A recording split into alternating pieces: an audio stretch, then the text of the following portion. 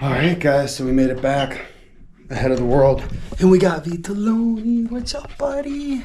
Hey, say hi to the camera. Teamwork. How's that look? Looking mint. I don't know. It's like been warming up, but the ice has been getting thicker. Who put fake ice in that pond? It's pretty lit.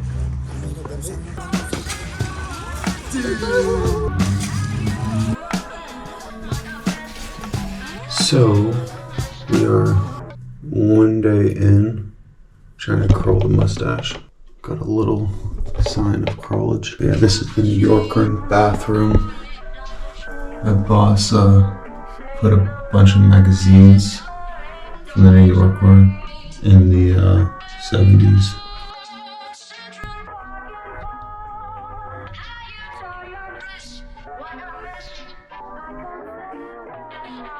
Pretty cool bathroom that he made. And we got the living room here.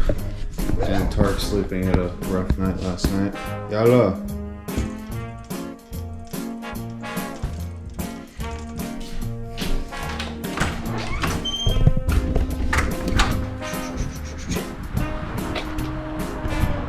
Cool, so yeah, this is actually a historic house because of this dude.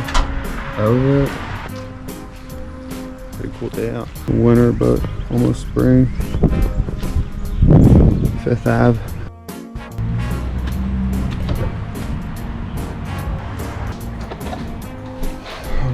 Alright. Got the little statue collection. Julius Caesar up top. Ricky down low. Station. Where we be working. Here's the studio. Boys are typically cooking up when they're cooking up, but everyone's sleeping. We got Pauly Dizzle in the house. We got what's your YouTube? Pauly D's World. Pauly D's World. We got to blow it up. Young, upcoming billionaire. Yeah, up-and-coming billionaire, everybody, but you know, Wealth is in the mind. Humble roots. We start from somewhere, we get to somewhere, or nothing. We're on the grind right now, dude. Let's go. All right, keep hitting that. Do you just want to dump that shit and come back? Cool. Vitalino. Vito. Yeah. What'd you think of Sumit?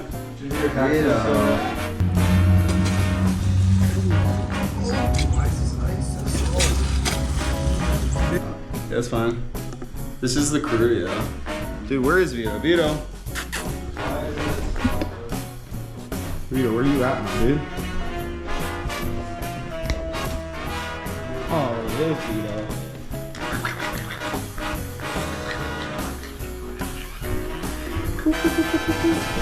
Ciao. So today we're going to be talking about the differences between financing and seller financing. Now, with seller financing, you could get a more creative and lucrative way to finance than using a bank, because you could usually get a lower interest rate than the bank. Hey, Vito, he's eating your lesser sandwich. down payment compared to what the bank is asking for, and you could get flexible terms compared to a bank. So always look into seller financing before looking into bank financing. Thank you. Thank you. Thank you for that. So, what do you got to say for the day? Vito, you're eating the sandwich. No, buddy, you can't be eating the sandwich. Hey, give him paw. Paw. You got a paw. Oh, yeah. Down low. Down. Up top.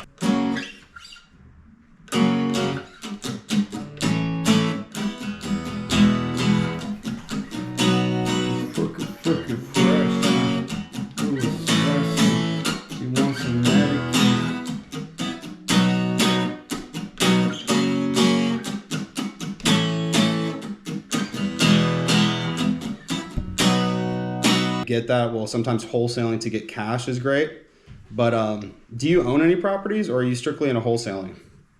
No, just wholesale. I'm kind of in what you're saying. Just really, the vision right now is really just to wholesale and try to get cash and use that to get properties. Yeah, definitely. I think you're on the right start.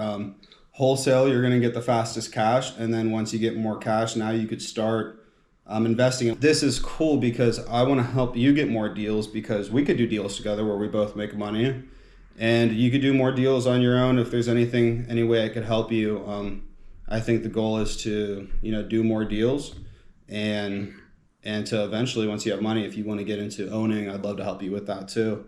But I would love if you send me more deals and I could buy deals off of you.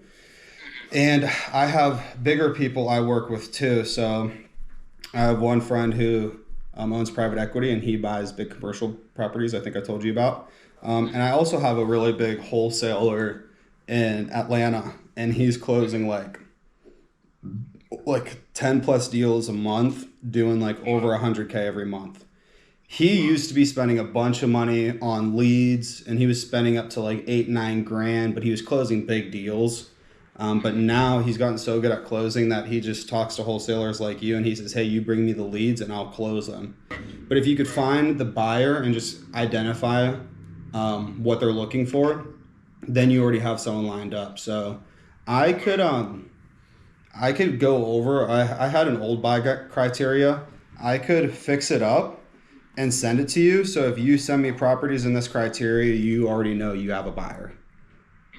And then if you're interested in growing to the Atlanta market, there's a lot, you can make more of a spread in sometimes those bigger markets, but sometimes you got to tweak one thing, and you might not know what that is, but I'm going to say, just from hearing that, there's a couple things. It's either one, your data you're targeting, or two, it's your scripting, or three, you need to be doing more.